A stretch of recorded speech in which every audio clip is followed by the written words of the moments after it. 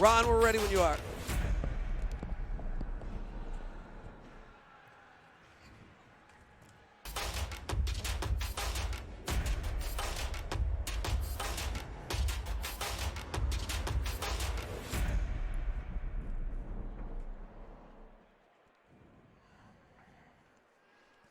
Welcome to POSTCAST. The Utah Jazz without Rudy Gobert hold off the New Orleans Pelicans. A dominating first quarter leads to the win. We'll talk about it coming up on POSTCAST. POSTCAST is brought to you by the store, 6200 South and 20th East. Also located now at the Gateway and at 9th South and 100 West. And I happen to have a mudslide cookie waiting for me in the car. I even gave Bowler a mudslide cookie last night after the game. And he's smiling over there and thinks it's good in our rushed exit last night. Hopefully that does not happen tonight. David Locke along with Ron Boone. We're coming to you live on Periscope at Locked On Sports, as well as live on Facebook at Locked On Sports. But we'd like you to join us also on Twitch, YouTube, and Facebook on Locked On Live. The chat room is open, and we'd love to get your thoughts. As we always start this off, I let Ron have his say before I taint all conversations. Well, offensive game, very entertaining, I think, for the fans. Not much in the way of consistent defense, I think, especially for the Pelicans. But just probably an entertaining game. But you had to be happy for Tony Bradley, who ended up in the basketball game. How many minutes did he get tonight? He ended up getting about 22 minutes and had a pretty good night with 14 and 9. So Rudy Gobert does not play tonight, and I got to be honest, I thought that was going to be more than the Jazz could handle. He's been the key to the team defensively. You look at who the Pelicans are. They take 25 shots a night at the rim. They get 11 corner threes. They get 28 above the break threes. They play incredibly fast.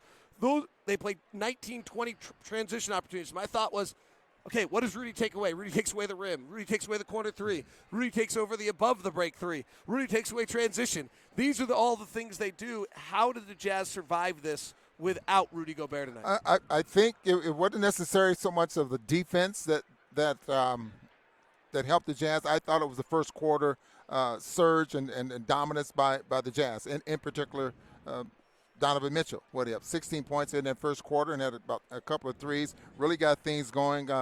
Bojan had a great first quarter. Now the Pelicans, as good as they are trying to get back in the basketball game. A couple fouls there on Ingram, and he only had 9 points at the half. So that put the Pelicans in a position where they had to play catch-up. Not that they can't do it, because you saw that they can do it in a hurry, but I thought they just got to the point where they had to play catch-up basketball. Donovan Mitchell came out and just threw right hook after left cross and just went for this game at the very beginning. Is that, to me, there's the legendary, it's not as big a moment, but there's the legendary story of like Kirby Puckett saying to the locker room, jump on, right? And jump on, I'm taking care of it tonight. I felt like this was a jump on game by Donovan tonight. Don't worry, guys. I'm taking care of this one. Now, I don't know if it was planned, but he took advantage of the defender or what was there. He took advantage of it. He may have had in mind, okay, I'm going to shoot more threes tonight. And fortunately enough, those threes came early, or I'm going to take 10 shots. I know when Jeff Hornacek was here, he used to come by the scores table, and him and I had this little deal going that, okay, you got to get up about 8 shots in the first quarter. And he would always think that was too many, and he would look at me and say, okay, I'll try, that kind of thing. But come on, tell the truth. He said Jerry would kill me. Yeah, exactly.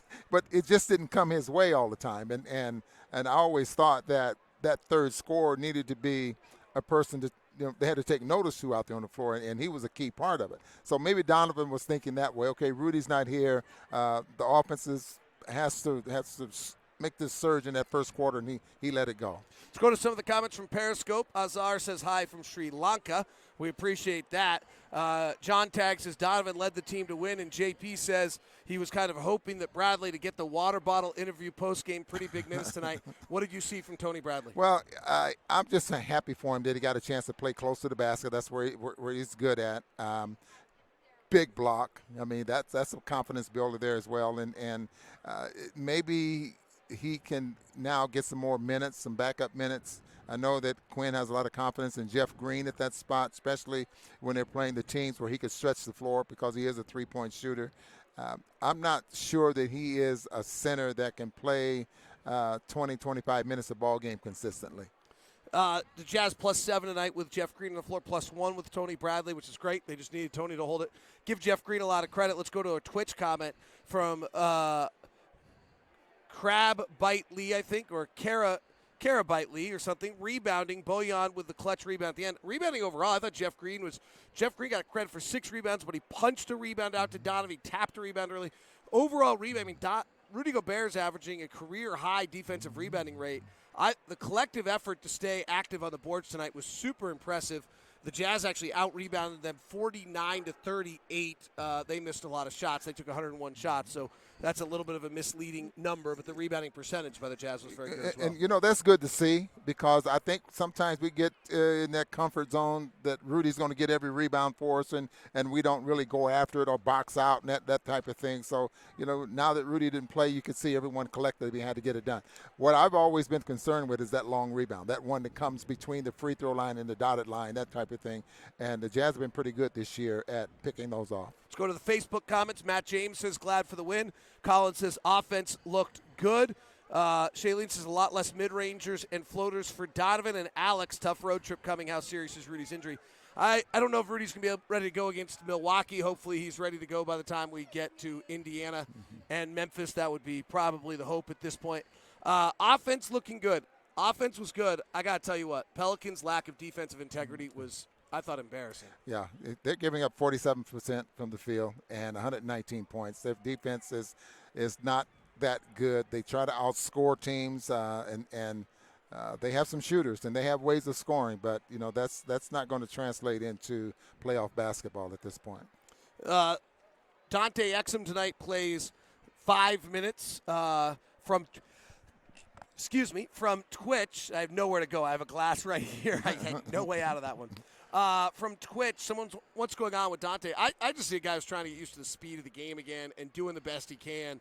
But this is all new to him, and he's not having an impact. That's the only concern I have, is that he's, almost would rather have him turn it over 3 times because he's trying something.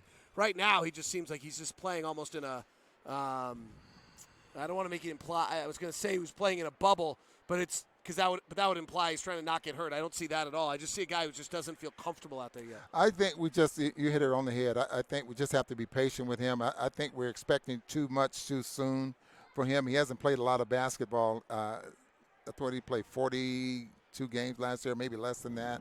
And his injuries have just kept him from developing.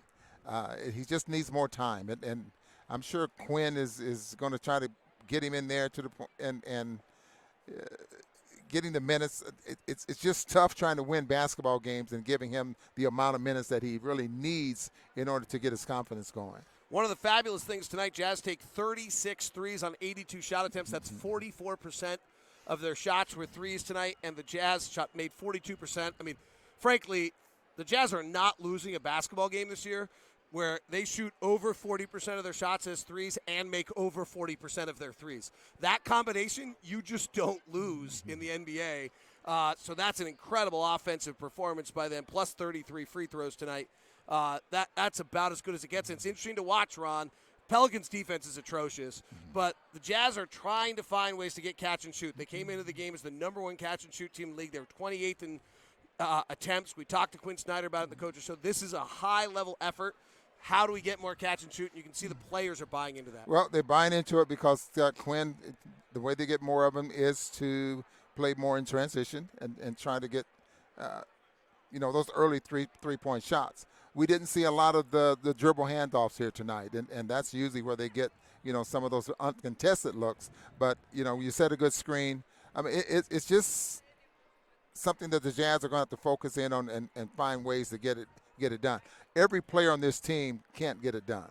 There's only a select few that can do it. Well, frankly, every single one of our guys, except for Emmanuel Mudiay, is shooting above 36% on catch-and-shoot threes. So I'll let any of them shoot a catch-and-shoot three anytime they want. Yes, I would prefer Bojan, who's the second best in the NBA, but Mike and Donovan are up at 45, 44%. George Niang's high. You know what? And Emmanuel hit some tonight. So anyone gets a catch-and-shoot three, fire. Let it go. Yeah. Jazz win it tonight over the Pelicans, 128-120 without Rudy Gobert. This has been POSTCAST. We'll join you from Milwaukee. Thanks for tuning in. Thanks to everybody on the various formats. How fun to go to Twitch, Periscope, and Facebook all tonight. We'll have to get some people on YouTube at Locked On Live as well. Thanks very much for tuning in. This has been POSTCAST.